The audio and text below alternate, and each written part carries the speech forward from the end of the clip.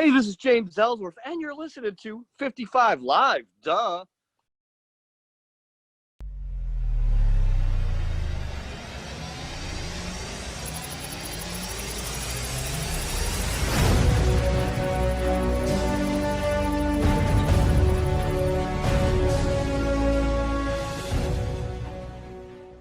Ladies and gentlemen, welcome to the 55 Live podcast here in conjunction with the WZWA Network. I am one of your co-hosts, Karlifornia in Theory. I got myself a cold beer. I'm very excited, and I'm sure my co-host here tonight is excited as well. Jack Wallace, how you going tonight, brother? I'm fucking excited, man. It's been another couple of weeks, and we haven't been able to do this one, but we had a huge interview a couple of weeks ago with Headbanger Thrasher, which was an awesome interview. And then now we're going over to someone who reminds me a fair bit of someone like Headbanger Thrasher and a lot of other guys from that era. Do you want to bring him in, Carl? Absolutely, Jack. I'm thrilled to finally be back here with you. We've had a rough few weeks with some guests not being able to make their scheduled meetings, but this guy is on the ball. He's a professional, and he's been a professional wrestler for many years, and a very successful one at that. Ladies and gentlemen, this man right here has one of the best journeyman stories in the history of professional wrestling.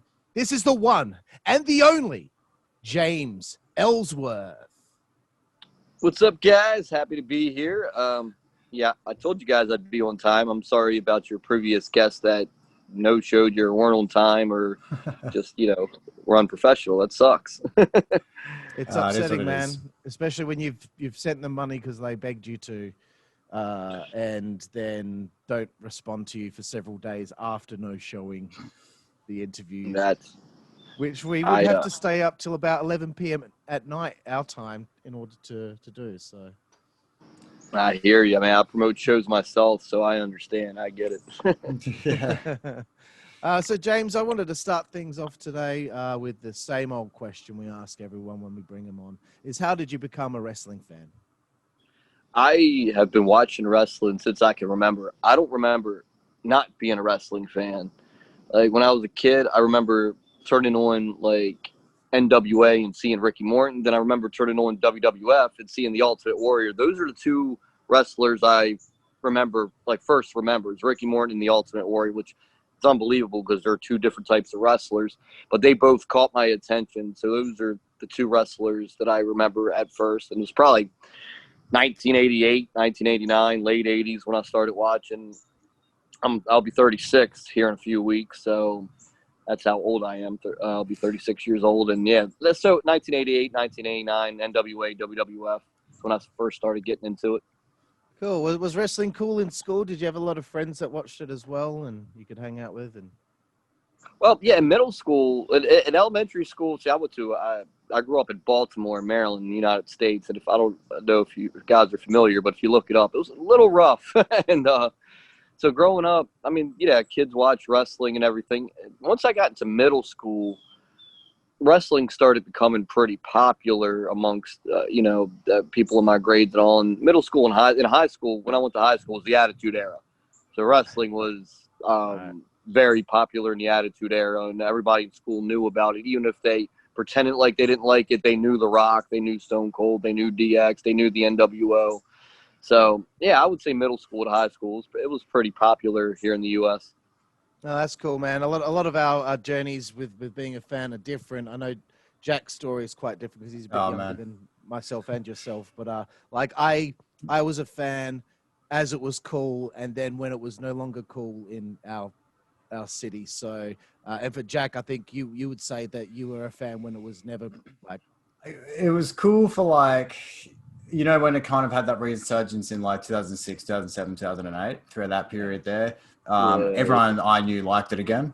But after that, by the time, from my memory, when it was CM Punk, John Cena, the Nexus and all that shit, wrestling sucked. Yeah, the CM Punk stuff, that's when it started kind of being cool again, but it didn't get to where it should have been, because CM Punk was great and he was trying his ass off. He was trying so hard to make it what it should be again, and it just didn't quite get there. But he did a hell of a job really trying to get it to be cool again. I agree. So you're a fan as these years go on. what point in your life do you decide, okay, this is something that I want to do, I'm going to go start training? Well, again, I don't remember not wanting to do it. I always just wanted to do it. And, like, I have a Awesome. little brother, so I used to hit all the moves on my little brother at a very young age. I remember putting him in the figure four as a sharpshooter. Like, and I was young. I was probably 8, and he was 5 when I was putting him in the figure four and sharpshooter. That young of an age, and those were my 2 favorite holds to put on. And yeah, then I graduated high school when I was 17, and 4 days later started wrestling school. We had a little party, graduation party for me, and all the money that I got in the cards and all. I mean, every last dollar went to wrestling school. And I remember my parents being so mad, like, this is how you're starting your life. You're spending every dime you have to go to wrestling school. I'm like, yeah, this is what I want to do. You only get one life, and this is what I want to do. My dad was just so irate. He wanted me to go to the military. He's like, man, you're going to break your neck. You're too small to do this. Like, I told him, I said, well, I mean, this is what I want to do. And I mean, he gave me his blessing, but he was really against it. And yeah, I started 4 days after high school. All right. Yeah, I can imagine, you know, telling your parent that would be kind of like telling them that you wanted to be a ventriloquist or something Right. like that. So They don't understand it. They didn't No. understand it at all. My dad was Oh, the yeah. same with me. So what made you decide to go with Axel Rotten as your trainer? Well, I went to a school called Bone Breakers here in Baltimore, and at first, like, I knew that was Axel's. He was the head trainer of that school, and when I first got there, he wasn't around much. But later on, he started to come around a lot more often, and then I went on the road with him a lot, and he would train me before shows, and just being in the car rides with him, listening to stories, listening to him tell me how like a match should be put together, and how, the most important thing is, feeling the crowd out and giving them what they want. Every crowd's different. You might get something that might work one night in front of one crowd, might not work the next night in front of another crowd, and just stuff like that. But he doesn't get enough credit for how smart he was about wrestling, because everybody remembers him as a hardcore guy. He just kind of used the hardcore thing to become popular. Like, he wrestled in Memphis with Lawler and all the territories, and he was in WCW for a brief bit back in the early 90s, and he really knew his stuff. And like, everybody just remembers him from Taipei Deathmatch and Hardcore Chair Swing and Freak and all the hardcore stuff. To him, that was just a gimmick to help him get over. I'm glad I got trained by him 100%. I'm very happy and fortunate that he was my trainer, for sure. Excellent. And what do you think you learned the most from the experience of spending so much time with him? Oh man, like I said, just how less is more. How make every little thing, every little thing in a wrestling match has to count. Every little thing in a wrestling promo has to count. And the more you slow it down, the more the audience absorbs. Like, I mean, like today in wrestling, you hear a lot of old timers, and I swear I sound like a lot of them. Say, man, these guys are flipping and flopping around. You can't keep up with it.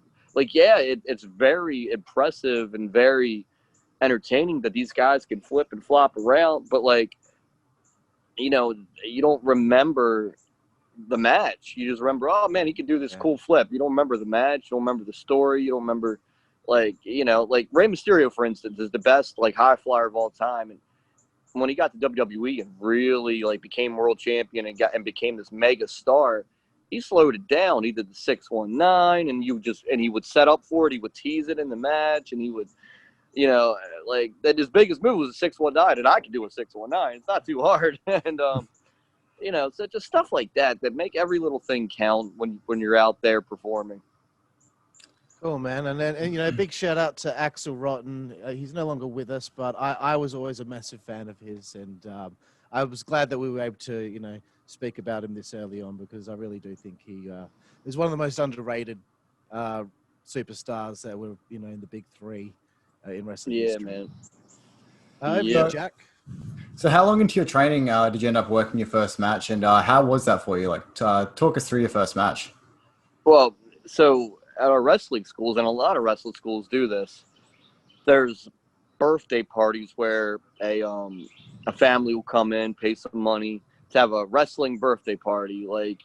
And at our wrestling school, they would get one match where we'd have a party. They'd get like free action figure, free tickets to our next indie show. And then we would have a match in front of them. And that was good for like us new guys that were students to be in front of a small crowd at the first time. Sometimes these birthday parties would have 15 people, 20 people, whatever. And whoever was at the school would do the matches. And there was this girl by the name of Alexis Laree and I at the school. It was just us two at the school that day. And I was like maybe 3 months in. I didn't know. I barely do anything. And I was 3 months in, and they're like, well, it's only you two here today, so you got to have the match. And I was like, man, and I looked really young when I was 17. I've really aged since then. I've been through hell. But I was really young. And so they made me put a mask on. And wrestling with a mask on is so hard. It's not easy at all. And they put a mask on me, and this girl, Alexis Laree, we get there, we do a little bit. She knew I didn't know much. At this time, she was like, maybe 3 years in. So she was great. But it's just a green guy against a person with just minimal experience. And I remember she hit me with one of these forearms, and my mask went sideways, and I couldn't see. And this is my first time wrestling in front of a crowd.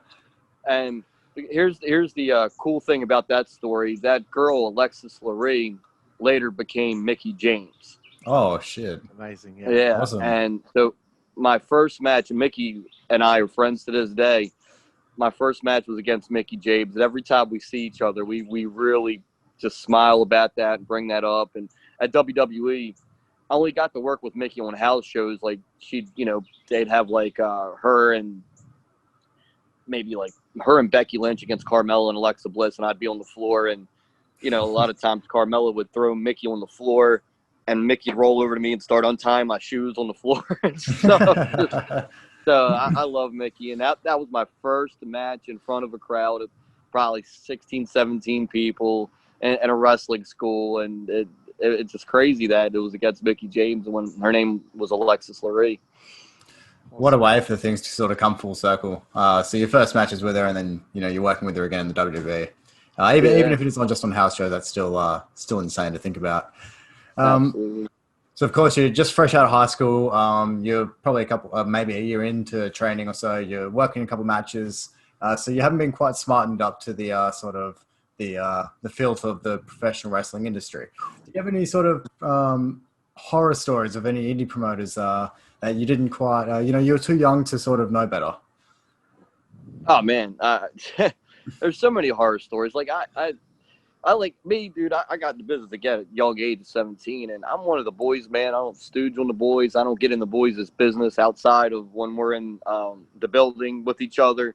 Yeah. When we're in that building, if I see somebody do something that's putting somebody in danger, putting somebody in a position they don't want to be in, I say something. But like, I think the business now is just, it's crazy to be that people stooge on people. People are just, like, they're in each other's business. They're tweeting about it. Like, I hate that, man. Well, this is just entertainment. Like, I don't like when we're in that building. If we're all available to wrestle and we're all there, we should just care about taking care of each other in the ring and making sure at the show everybody's okay and in a safe environment.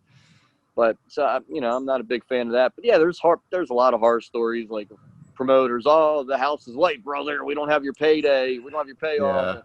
Yeah. You'll get it in the mail, and I remember this one time I showed up. This is a terrible story. A couple of years ago, actually, I showed up for a signing in Virginia.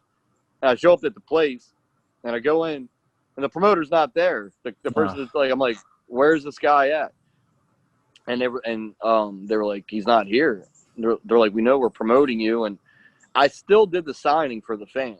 Yeah. Without getting paid, because I was there and the fans were there, and I was fresh off of TV, and it was at a pay-per-view party, like a WWE pay-per-view was on, and they had a signing where I was there, and the guy just never showed up, and I sat there and I signed for everybody. I hung out all night. I mean, the fans were nice, like they bought me food and drinks, and I was explaining to them, like, this guy does usually do this, and like they're like, he's hit or miss. I'm like, he's hit or miss, like, so.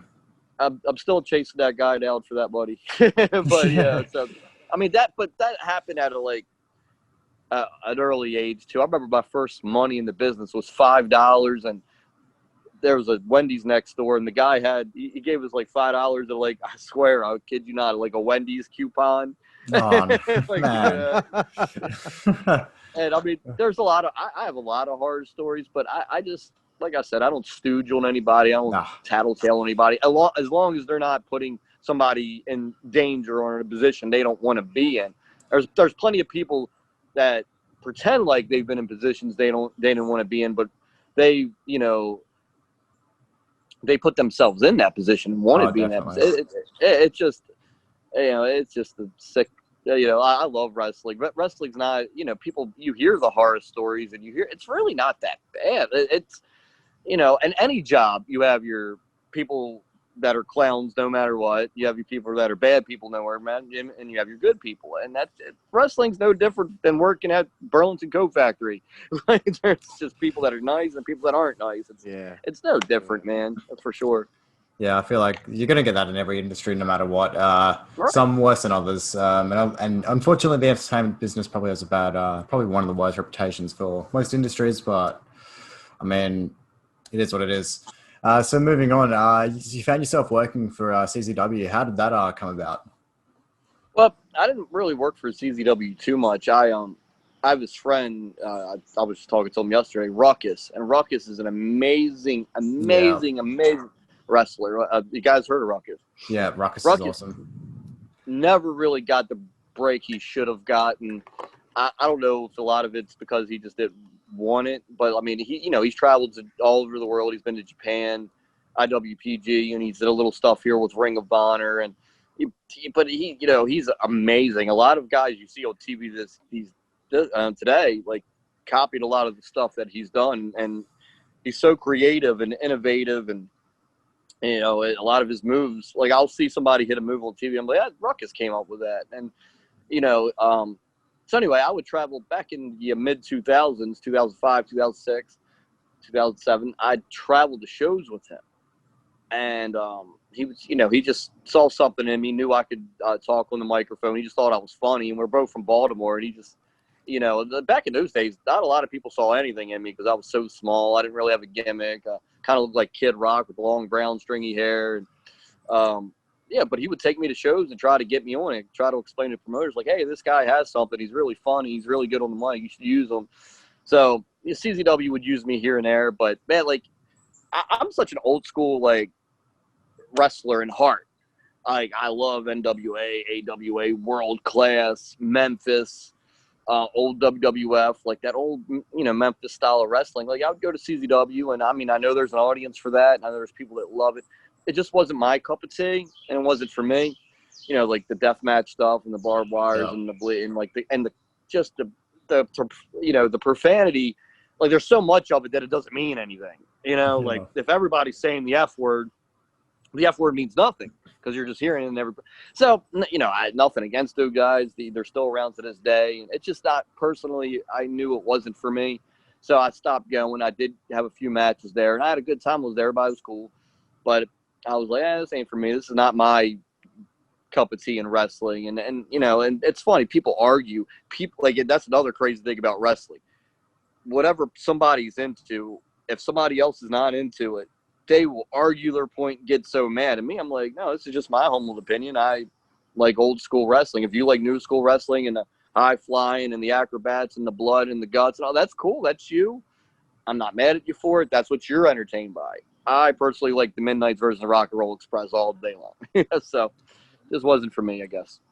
Man, and that is, like, at that point you just made, there is such a big problem in wrestling today is fans attack each other over their preferences in wrestling, and it's at some points just gets absolutely they're, like I said, they're in everybody's business. They don't know, like, unless you were present for a situation, you don't know what happened. And then, like, yeah, like you said, they fight over TV ratings and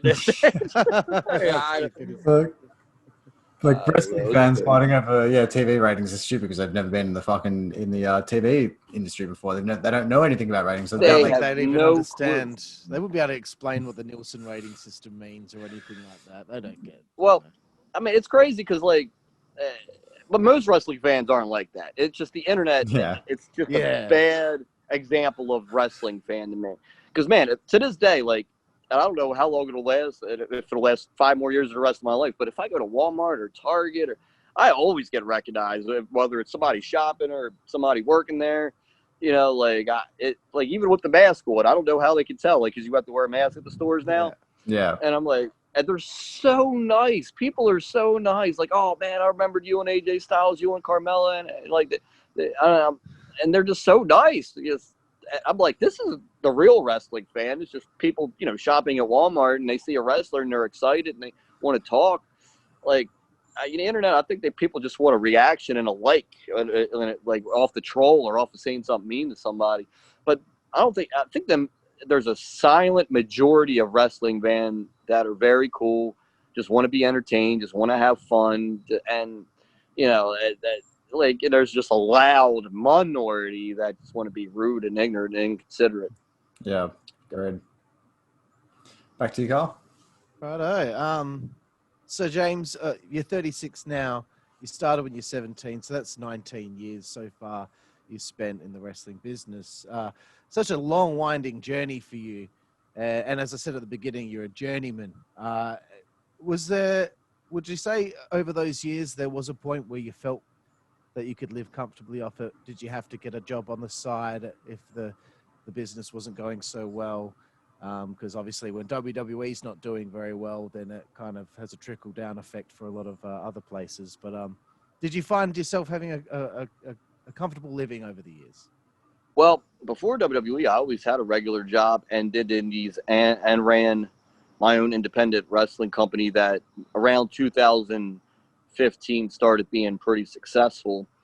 I was able to buy a house because my indie promotion started being successful, and I was working a regular job, a part-time job, and on Wednesday and Saturday mornings delivering papers. So there was one time where I had a regular job, a part-time job, delivering papers, wrestling, indie shows, and running my own promotion.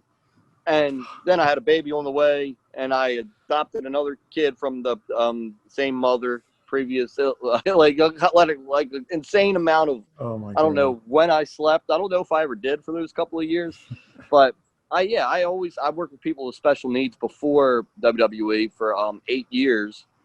And so I had a lot of fun doing that. I had a full-time job doing that and a part-time job doing that on the side, just working with people with special needs. A lot of fun, loved it. That, like I said, my adrenaline championship wrestling started becoming it's decent in this area, Maryland, Pennsylvania area, here in the States. And, I remember we had this show here and drew like 1,500 people, which is just that bad. You get 1,500 people to indie show today, you're a millionaire, it feels like. But I remember I was like, oh, I have all this money. I could buy a house now. And I bought a house. And so I bought my first house in March of 2016.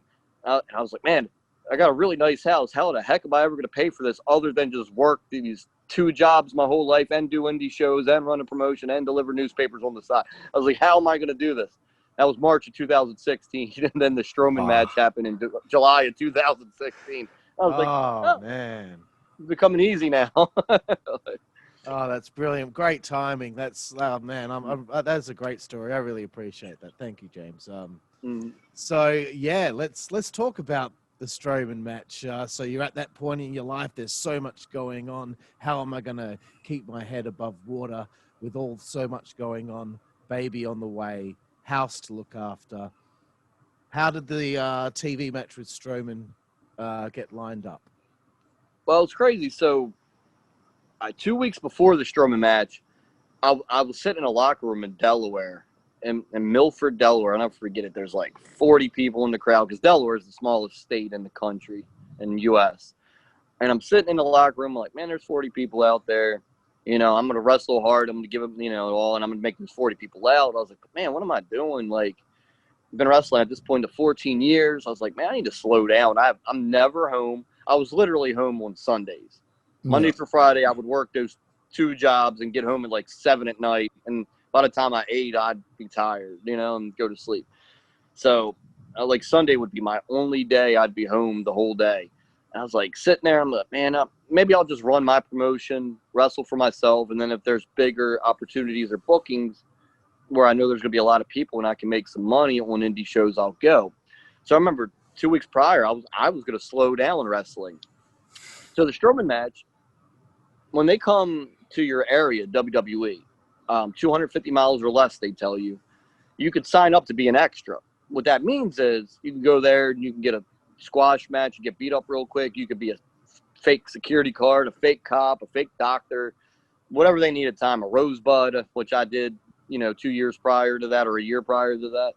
Like, whatever they need you for that day. And you have to be unknown. You have to be somebody nobody knows. That way they don't look at the TV and go, oh, there's so-and-so. I know him from the Indies because he's popular on the Indies. I wasn't popular on the Indies. So I, anytime they would come to town, I would write them, hey, I'm available. And I'd say 50% of the time they would use him, 50% they wouldn't. So this particular time, I got an email a week before, hey, we need you an extra talent for 3 days, which was cool because I never did 3 days in a row. It was Washington, D.C. for Battleground, Pittsburgh for Raw, and Buffalo, New York for SmackDown. And so I got the email a week before, and I'm like, okay, cool.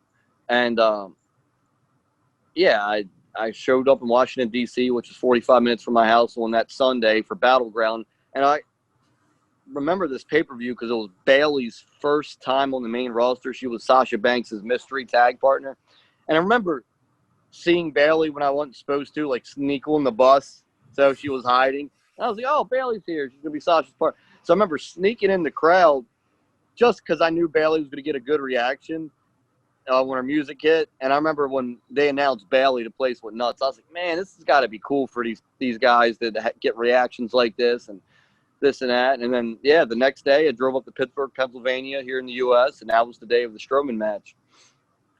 Right, cool. So take us through the that Strowman match and I guess the response that might have taken place afterward. Oh, so that day was so nuts. I actually, I haven't told this story much, but my ankle was killing me that day because the day before the Battleground pay-per-view, Zack Ryder wrestled Rusev, and they needed an extra for Zack Ryder to practice this move on. If you go back and watch that match, Zack Ryder and Rusev, Zack Ryder goes for an elbow drop off the top rope, and Rusev rigs in his legs, and Zack Ryder drops the elbow on his legs, to hurt his elbow. Yeah. And he's never done that before. So they just picked me for him to try it on. And the first time, he tried it. The first time did it. It was clean. Didn't feel nothing. The second time, timing was off, but they didn't know this. The timing was off. Boom, and I hurt my ankle. He landed. He's a big guy. Landed on my ankle, boom, and I didn't sell it. It was painful. But I did. Arn Anderson was the one having him try it. And I was like, oh, yeah, it felt great. Meanwhile, it hurt like hell. And I couldn't walk. I remember the hotel that night. No, or back at my house. I stayed at my house that night. I put, I did. I went to a hotel because we drove to Pittsburgh. I put ice. I got ice from 7-Eleven and laid it on my ankle that night. And the next day, I could hardly walk going into the Strowman match, but I hit it. I didn't tell anyone I was hurt. And so anyway, they get all of us extras. There's 6 of us guys and a couple of girls too. And that's a good story too. But there's 6 guys and Arn Anderson comes up to us. Hey, Braun Strowman's making his debut tonight without the Wyatt family. It's going to, he's getting a singles push. He hasn't been on TV in a while. So we're going to have him squash guys for a few weeks. And he's like, whoever throws the best punch gets the match. And he's like, you're the smallest one. Let me see your punch. I'm like, all right. I threw a punch. And Arn Anderson goes, all right, guys, I don't need to see anybody else. I'm going to use him. And I was like, none of them other guys got to throw one. I was like, sorry, guys. Wow. So he gets me in the ring. He's like, all right, throw 2 punches on Braun. I threw 2 punches on him. He's like, and Arn Anderson's like, man, you got a good punch. Where'd you learn to punch? I said, Axel Rotten. He goes, oh, Axel. He's like, yeah, I didn't like him very much. I'm like, oh, shit. Now I guess they knew each other. I guess they knew each other for WCW, and there was I don't know. I guess they didn't like each other. I have no clue what happened there, but because I love Arn. Arn's a tremendous guy. I learned a lot from. And Axel could be a little immature at times, but so I remember these writers coming up to me and they're like, "Hey, each week when we do these Strowman matches, we're gonna have the extra talent cut a promo. It's like your last words before you go to the chair." You get to say your last words. Yeah. And we're like, oh, okay. And they're like, the sucky part is, like, after you do this, we'll probably never see you again because he literally has to kill you. And, you know, these are your last words. I'm like, oh, I was like, well, this will be my one WWE match ever, so I better make this pretty good. And so Jimmy Jacobs, who I love, wrote the promo. And I remember asking him, I said, hey, man, I'm hitting him twice. Can I say any man with two hands has a fighting chance? Because it's kind of like a Rocky line mixed with a little bit of my own words. Because Rocky 5, Rocky says, if you have, you know, two fists, you have a chance. Anybody with two fists has a chance, is what he said. So I switched it to any man with two hands has a fighting chance. And he's like, yeah, man, that's a great line. Say it. Whatever. That's cool. I was like, oh, that easy. All right, cool. So I went out there, said that, and Vince liked the line so much he started paying attention to me when he was supposed to be paying attention to Strowman because, you know, that's his guy. So we have the match. And it's weird. When you're a performer, when you're a wrestler, you're performing there, you know when you've done a good job and you know when you've let a stinker out there. Like, you just know when it's over with. As soon as the match is over, you know if it was good or bad right away in your head. So after it was done, I was walking back. I was like, kind of like, yeah, I feel like I did a good job. I felt like I sold well for him. I felt like I took everything good. I felt. So I get to the back, and Arn goes, hey, Vince wants to see you. And I'm like, oh, shit, I'm in trouble. What did I do wrong? Like, I was scared. And he's like, and then Ard was scared of me. I don't know if it was on purpose. He goes, I'm going to tell you what, kid, Vince never wants to see the extras. He never talks. I don't know what the hell he wants, but he wants to see you. I'm like, like, I did walk down the aisle, and I wasn't supposed to. I was supposed to, like, before this was a commercial break, I was supposed to walk through the crowd and through the bellkeeper's table in the ring. But I wanted to walk down the aisle, so he selfishly walked down the aisle. So I thought he was going to yell at me for that. That's what I thought in my head. I was like, he's going to chew me out for walking down the aisle when I was told not to. And, you know, this is WWE, and he's the boss. I was like, I'm about it. So I was scared. But when I got to him, I was like, all right, well, this is pretty cool. He's about to chew my ass out, but I could have a cool story about how I got chewed out by Vince. Instead, he goes, that was excellent, pal. I'm like, oh, thank you. Dude. I'm going to hire you. I'll be in touch. And shakes my hand. And I laughed. I was like, that. Like, I thought he was kidding. And Triple H was standing right there, too. Triple H is now. He's serious. He'll be in touch with you. Wow. And I'm like, what? Like, and I, you know, so I went and sat down in catering just by myself. And I, like, I was like, did I just hear that right? And then Strowman comes up to me. He's like, hey, good job. You made me look great. Gave me a hug. And he's all sweaty. And I was like, man, he got sweat on my suit. I started thinking about that. But then I was like, what the? And then I get my car, and I was riding with another guy, one of the other extras. And the first thing he talks about, he's like, hey, did you see that girl extra break her nose? And that girl extra was Britt Baker, who's on AEW now doing a tremendous job with AEW. Oh, wow. But she wrestled Nia Jax that same night. She was the girl that wrestled Nia Jax, and they locked up. And Nia Jax threw her down, and Britt hit her nose, and I broke her nose that night. And that's the first thing he said. I'm like, and I looked at him and go, dude, like, you know, I hope Brittany's okay. And I was like, I think Vince McMahon just told me he was going to hire me. And the guy goes, yeah, that's funny. You know, like, I'm like, no, I really think he just said he was going to hire me. And then the guy didn't believe me. And the next day we go to SmackDown in Buffalo, and we walk in, and one of the cameramen there, Marty's his name. He's a really cool guy. I got to know him once I started working there. As soon as we walk in the door, he goes, hey, kid, you're going to be a star. And, like, the cameraman said that. And I remember the guy that I was traveling with goes, no, see, everybody's just messing with you because of these memes on the internet and all this funny stuff people's putting up about you. They're all messing with you. He's like, don't let it go to your head.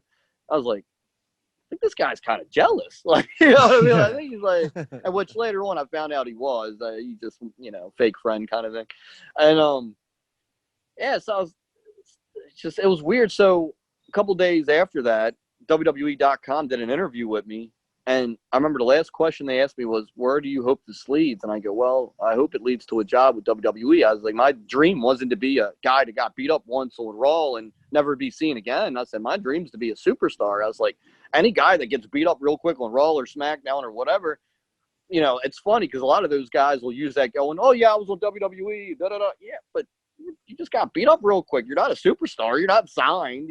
That's what I always thought. I would always think about those guys or look at those guys like, man, you're putting on a poster as seen on WWE TV and all that. Like, and then when people look you up, like, oh, who's this guy? He's a WWE, and they look you up and they just see you get beat real quick by, the Colognes or something. And you're like, yeah.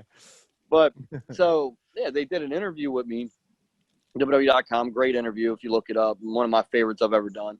And then Chris Jericho tweeted that he wanted me on his podcast, and he had called me that same night. I forgot to tell that part of the story. He got my number from a referee that same night of the Strowman match and called me just to tell me how good of a job I did. Awesome. Chris Jericho. Fuck yeah. And I'm like, and then the guy driving the car was like, and he swore, he's like, these guys are just ribbing you, man. This is a rib. Don't fall for it. I'm like, I don't know, man. They seem pretty sincere. And then I got on Jericho's podcast. I owe a lot to Chris Jericho, man. He's been such a good friend to me. He really helped push me those first few weeks there between the Strowman match and me coming back 6 weeks later for SmackDown. And pushed me on Talk is Jericho, pushed my T-shirt sales. That I had a shirt on the Indies within those 6 weeks available, and he helped push those. And he wrote about me in his book. I have my own chapter, like it's called the Ellsworth Chronicles. And I owe a lot to Chris Jericho. I tell him all the time. I think he's probably tired of me telling him how much I appreciate him and how grateful I am for him. Because I tell him all the time, still to this day. I think he's tired of it. All right, I get it. You're pretty. I just because every now and then I'll sit here and think about all the cool stuff I got to do, and he really helped push it. But yeah, man, that's kind of the beginnings of WWE there for me. It just seems like everything was just snowballing straight away as soon as you had this one match on television. You said that one line. It's just snowballing, and there's things about you on the internet. You're on Jericho's podcast and told you're going to get signed. I just, this is just such a dream come true. And, for you to be standing there at, Battleground, and thinking, man, I wish, it would be so great if I could have that kind of reaction and be a part of what these guys do. Now, all of a sudden, not that long later, you're actually going to get that opportunity to have those moments and feel those moments. So, just to take a quick sidebar, what was it like feeling that for the first time after wanting it for so long? Well, my first time back after that was SmackDown in Philly. And I remember they're like, we're doing this thing where AJ Styles is looking for a partner and nobody wants to team with him because he's becoming a heel. So we're going to make it look like nobody on the roster likes him. Nobody wants to team with him. He's like, then we're going to bring you in. He said, we're going to see what kind of reaction you get. He's like, because you've been off TV for 6 weeks. He's like, they're like, yeah, you've been pretty popular on the internet. He's like, and Philadelphia is a big, smart crowd. And they're like, we're going to see what kind of reaction you get. We're testing the waters here. And I remember, if you go back and watch this, Daniel Bryan goes, we found a partner for you, AJ. And I walk in, and the place, that's the first big pop I ever got in WWE. The place just went nuts. Oh, man, that's amazing. And this was live. And I wanted to shake his hand. He didn't shake my hand or whatever. And then when they go, and cut, Shane McMahon, was my biggest fan. He goes, Shane McMahon goes, did you hear that pop, everybody? And he's like, put me, I think maybe he had a bet with somebody that I was going to get a pop or not. I don't know. He really pumped it up. Man, what a pop. And da-da-da. And so I remember that's the first time I felt a reaction like that with the WWE audience. That night in Philly, there was over 10,000 people. Philly's just great wrestling town. And just to hear 10,000 people going nuts like that for you, I was like, well, that was cool. That's what it's like, And I owe a lot to the fans for helping me, push me on the internet and all that. But, the fans, a lot of fans go, oh, it's because us, you were there. I'm like, no, Vince McMahon told me right after the Strowman match he was going to hire me. It was Vince McMahon. But yeah, I loved the fans. They would just, like I said, most wrestling fans are awesome. Most are very genuine and appreciative. And when I do signings, when I do indie shows, they're so cool. But yeah, that first pop, like you were saying, to get back to your point, that I felt. Well, I was 6 weeks after Battleground, and I was like, wow, that's what it's like. That's really cool. I was like, man, I hope I get more moments, to make a reaction like that. And luckily and very fortunate for me, I was able to have plenty of moments where reactions like that would happen. Absolutely. Over to you, Jack. Yeah. So, how long after Vince McMahon said we're going to hire you did he actually contact you? Because I mean, we always hear mixed stories that that could be the next day, could be 3 months later. I mean, in your case, we know you were on TV not long after. So, how long did Vince take to contact you again? Well, it was crazy. So every week they would contact me after a Strowman match. Like they did the interview with WWE.com. That was on a Wednesday after the Monday. So 2 days later, I did the interview for WWE.com. And then I remember on Friday, they're like, hey, we're going to need you for Raw Monday. This is Oh, wow. A Friday after. And I'm like, okay. So they have my plane ticket ready and all this. And then I got an email the next day on the Saturday. Hey, sorry, never mind. Like, it's too early to bring you back because Strowman just beat you up. Like, you can't come back the next week. I found out later that Chris Jericho was going to bring me out, and he was feuding with Enzo and Kaz at the time, him and Kevin Owens. And Chris Jericho was going to bring me out dressed as Enzo and beat me up. And awesome. Yeah, that would have been cool. Like, and then, man, every week they would so a week after that, hey, SummerSlam's coming up. We're doing this angle where Heath Slater's trying to get he's undrafted. We just did the draft. He's undrafted on Raw or SmackDown. So we're going to do a match on SummerSlam between you and Heath Slater. And keep in mind, I haven't been on WWE at all. So I'm like, I'm going to be on SummerSlam. And they're like, yeah. So it's for a SmackDown contract. Daniel Bryan's trying to give him a SmackDown contract. He's like, and then you upset him, win the match, and you win the contract, which I thought would have been tremendous, by the way, like a way to kick off everything. But then Heath Slater, he was a heel, started getting babyface reactions. Because this was 2 weeks before SummerSlam, they contacted me. He started getting babyface reactions, so they hit me back. Hey, we don't want you to be heel. He's getting babyface reactions, so we don't want the crowd split, so we can't do it. I'm like, you guys, this is what the heck? Yeah. So I'm at this point, I'm getting a lot of indie bookings and making all of a sudden my paydays went from $50 to $500 on the indies, because people saw me do that Raw thing, and I was. It's a business. You have to take advantage of your opportunities, and you got. I have a family, so I was like, man, I think I can get $500, and people were like, oh, you're nuts. Nobody's gonna pay you that. Man, I got that August. I wrestled a lot for $500. And I still went to work in my shoot job. That was like a good money making month for me. And so yeah, finally, I was running one of my shows on a Friday night. One of my Adrenaline Championship Wrestling shows in Salisbury, Maryland, I was running. And I got an email, and they're like, hey, we 100% need you for SmackDown on Tuesday. We're going to fly you into San Jose, California Monday. They're like, there's no go back on this. Here's your plane ticket. He's like, Vince is settling this idea. And I was like, well, last time they saw me, The Miz beat me up and took my spot as AJ's partner. When I was talking about AJ looking for a partner, and Daniel Bryan chose me. But then The Miz beat me up on the stage and took my spot. So, and Miz was Intercontinental Champion at this time, and I was like, they're gonna bring me out to wrestle The Miz for the Intercontinental title. I was like, that's what I was thinking in my head.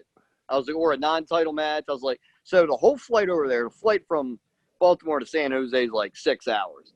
And in my head, I'm like, and on the plane, I'm on YouTube watching nothing but Miz matches. And I was like, man, he's so easy to wrestle. He's so good. I mean, this is a piece of cake. He does everything, like Axel said, slow and methodical and makes everything count. He doesn't hurt anybody. And, he makes sure he doesn't get hurt. I was like, this is going to be easy. This is going to be fun. I can't wait. And I get there, and I see Adam Pearce in the parking lot. He's like, and he walks up to me and whispers to me. He's like, what if I told you were pinning the world champion tonight? And I was like, I'd call you a liar. He goes, I don't lie. And he walks away. I'm like, yeah, okay. I did not pay any attention to that. So I sit down at Cater and I'm eating. And AJ Styles sits next to me. And he's like, hey, me and you tonight, kid. And I'm looking at him like, dude, I have so much respect for AJ Styles. And so much, in my humbled opinion, he's the best all-around wrestler in the world. So I was like, I'm not wrestling him. I was like, these guys, now I'm thinking they're all ribbing me, I'm like, these guys are ribbing me. So we go around the ring, and I'm sitting, by ringside, and I get handed a script for the show, and Arn Anderson goes, "Yeah, so Dean Ambrose is going to be the referee, and they bring you out. AJ Styles brings you out to be the opponent." He's like, because I guess Ambrose came out to challenge him. He's like, "No, I already beat you." He's like, "I'm going to face this guy. He deserves more of an opportunity than you." And they brought me out. Then Daniel Bryan came out. He was the general manager. Was like, that's cool. He's like, "I'm a big James Ellsworth fan. We'll have a non-title match right here, and Dean Ambrose will be the referee." So when they handed me that script, I was like, "Wait a minute. This makes sense to me. They're going to have Ambrose cheat and have me win just to embarrass AJ. That's the story here." I was like, "I'm actually going to beat the world champion." And then for the first time since I started wrestling school, man, like I get nervous in a good way because I want to do a good job, but I never get anxiety nervous. Yeah. And I go, well, I was like, I'm facing AJ Styles. He's the champion, and I'm going to beat him. I was like, and I got scared, like just like I was shaking. I was pacing the floors. I was calling my, friends that work at WWE. We had a friend, Derek Moore, who's a referee there. We've been friends. Him and I went to the same wrestling school, and he still referees there to this day. And I was like, "Dude, they're having me wrestle AJ. They're having me beat him," because he was a referee on Raw, so he wasn't there. And I was like, "I don't know what to do." He's like, "Come down, Sal. You got this. Oh, it's gonna be easy." He's like, "All you gotta do is sell. Damn, you know how to sell, right?" Like he's like yelling at me. You know what to do. And we rehearsed the match, and we rehearsed everything. And I'm like nervous because I still to this day, but I mean, this guy was like a god to me. Like I have so much respect for him, and he's such a nice guy on top of everything. So I was so nervous. And, we practice everything in practice went great. We practiced every little move. Everything went great. Get out there for the match. I'm in front of the crowd. They're chanting my name, and I'm looking across. This is AJ Styles. I'm in a coma. I was like, I'm going to wake up soon. And then, we did the whole thing. I almost break my neck because I was nervous, but I was okay. And then, then they had me pin them, and I'm like, what the fuck? And then I didn't know about this, so they're like, "Hey, you got to go to Talking Smack." And I'm like, "Okay." Go to Talking Smack. Didn't know anything about this. Daniel Bryan goes, "So you're the number one contender now. Next week you're going to face AJ for the title since you just pinned him." And I'm like, "What? I'm wrestling for the title? Like, what is going on?" Like, I didn't know. They didn't tell me that until Talking Smack. If you go back and watch that Talking Smack, my reaction's genuine. I had no clue. And I remember flying home. Like, that's a 6-hour flight, and I land. It's funny. You're allowed to when you're WWE, you're allowed to have, if you want, side job. I was still working part time with the special needs people and all, and I went to work, and they're like, "What are you doing here? Didn't you pin the world champion last night? Like, aren't you going to be like a millionaire?" Like, they don't understand, I'm like, I don't know what's going on. Like, I just was in such shock. And the next week we had the title match, and I'll tell you guys, and then we'll get on to the interview. But this is the dream right here. You're in the world title match. You're standing in the ring. The whole crowd's chanting your name. You're in the ring with the best wrestler in the world, and the referee is raising the belt, and you're just looking up at it.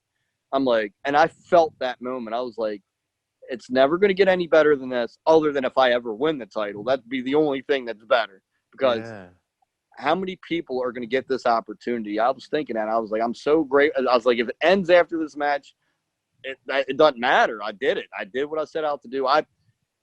Other than I always wanted to be on WrestleMania, I did get to do that, obviously. But that was my moment where wow, they have my T-shirt. People in the crowd are wearing it. I'm seeing it. I'm like, man, this is like a miracle or something. That's incredible. It's insane, That is insane. incredible, right? Like every journeyman wrestler and I can tell, James, you're a massive wrestling fan at heart, as well as being in the business as well. So that there's two versions of yourself right there that's taken in that moment, and that is incredible. Holy shit. So you've essentially sort of covered how it all sort of was and how it was for you to sort of be in all those matches and be actually in WWE after being a fan for so many years. So how was it being suddenly in all these WWE Championship matches, being on the first house show for yourself, sort of living that dream? Was it everything you expected it to be? Yeah, man, I have, a lot of guys, again, the social media, see a lot of guys that just left WWE complain about their run. And a lot of these guys held titles. They made a lot of money. I mean, to me, I'm looking at these guys going, we have action figures that these people made of us. We're in video games because of these people. We traveled the world on these people's dimes. We made a lot of money, and you're complaining about your run? I'm like, ew. Like, I had a great, and I had a great time. I had a lot of memorable moments. It was everything I expected. I remember, like, when I was 15, we went to Disney World, my family and I. And it was the first time I ever stayed in a hotel that I remember. I remember going, man, I'd like to do this, travel and stay in hotels and wrestle. I'll let. So that 15-year-old kid that I never left that mindset of, man, this is what I wanted to do. And now I'm doing it. Like, I see, and I won't name any names. There's plenty of them out there. Just complain about their time at WWE. And I mean, it's like every other job where there's good days and bad days. But man, like you guys, you're wrestling fans. I bet you in your head, you think, man, it'd be great to have your own action figure or travel the world.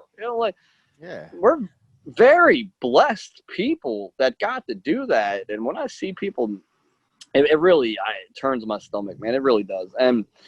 But yeah, I loved it. I really am grateful for my time there. I hope one day to go back and do some more. You never say never. You see a guy like MVP that was gone for 8 or 9 years. He's back. Shelton Benjamin, John Morrison, a lot. They're gone for. I think John Morrison was gone for 10 years, 11 years. Like, and Mickey James was gone for a while.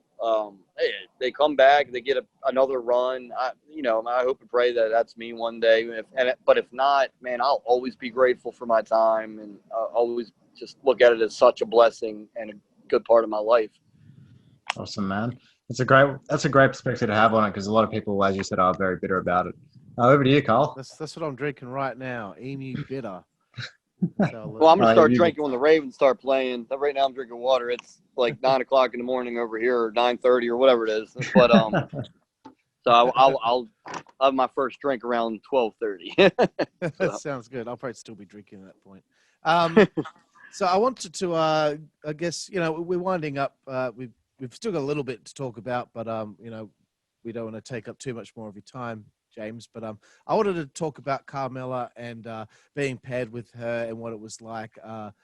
For me, like, I always had like a massive crush on her. I think she's actually one of the best female performers on the roster, and her name kind of gets lost in the shuffle there when they're talking about the women's revolution. I really think that her name, and like Alexa Bliss as well, deserves to be put up there, as well as the 4 girls that usually get mentioned. So what was it like working with her, and how did you find the experience of turning heel and doing all that? Because I thought that was brilliant.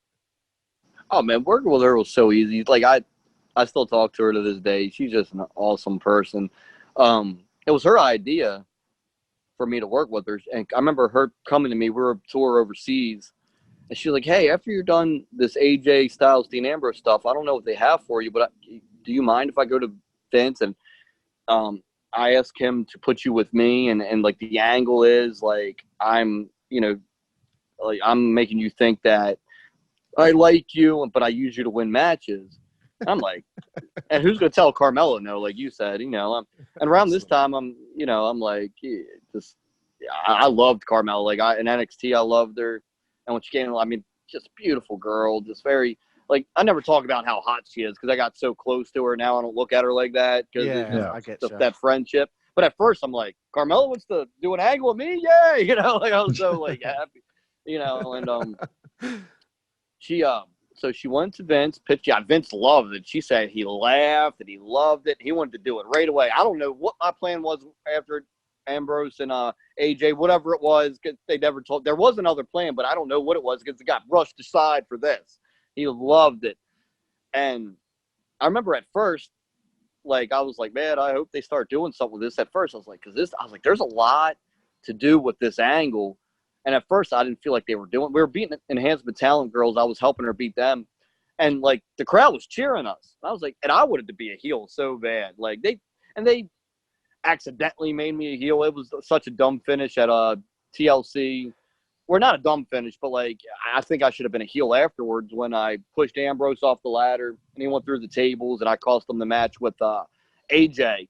And that was the Ellsworth character being a doofus, thinking, well, I'll beat AJ 3 times, so I get to face the winner of this match. So if AJ wins, I can beat him. I have his number. I'm going to become champion. Right. Then we did the match, and he beat me in like a 30 seconds or whatever. So it was a funny payoff. They didn't explain it good enough because they kind of explained it on Talking Smack, and the majority of the audience doesn't watch Talking Smack, just like the majority of the audience isn't on the internet.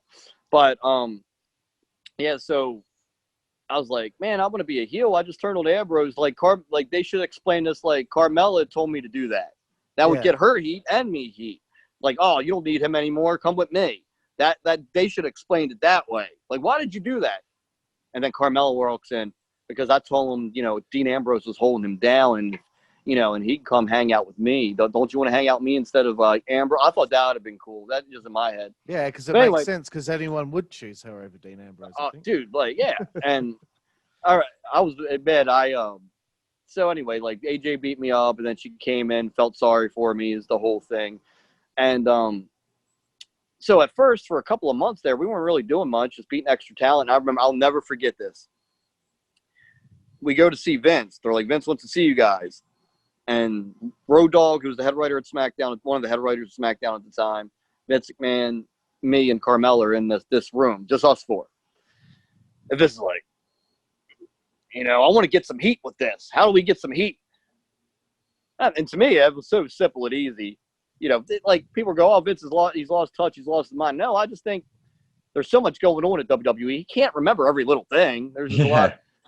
So I'll go, well, sir, I just been helping her beat extra talent girls that nobody knows, and the crowd's kind of cheering us because they don't know them, and they just think me and Carmella together is funny.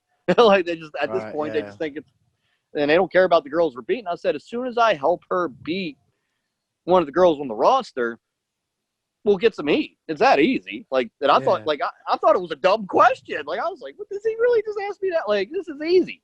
So that night on SmackDown, because this meeting happened right before SmackDown, they're like, he's like, well, what's Carmella doing? And Carmella was wrestling Becky Lynch, and she was supposed to lose. And they switched the finish to me helping her beat Becky that night. And the crowd just booed and like a lot of heat. And we get to the back, and Vince is like, you hear that? Now that's heat. That was great. I'm like, to me, I was like, that was so easy. Like, what? Like, you didn't, like, I don't know. And so Vince, he really loved Carmella and I together at first, and had a lot of time he invested in that. Like we did the whole thing where she took me shopping and changed my clothes. And then obviously we got some Money in the Bank, and that was our moment. That's what the Ellsworth character will never be forgotten, because anytime they have a women's Money in the Bank, I think the fans are going, remember the first one when that little asshole took the like, so, and that, I mean, that was such a good moment for me. Like I remember climbing the ladder, and if you go back and watch it, the crowd's going nuts. I think they wanted me to grab the briefcase, take it down, and run through the crowd and steal it. I think that's what the audience wanted me to do. Because as soon as I grabbed it, again, they popped. As soon as I handed it down to her, they started booing. And I was like, we got them. Like, I ruined the first ever Women's Money Bank. I cheated for Carmella. Like, and that was the heat.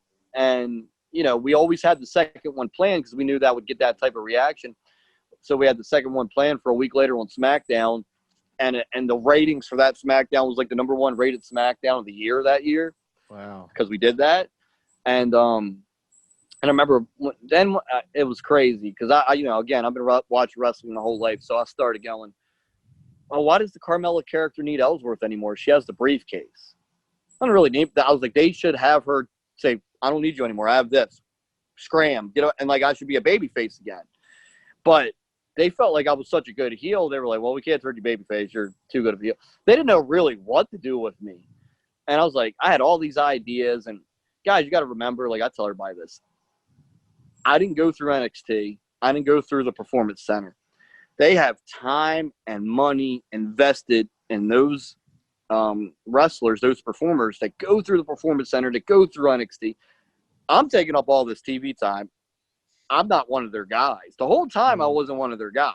I was a guy that Vince saw something in, 5'8", 160 pounds, doesn't look GQ.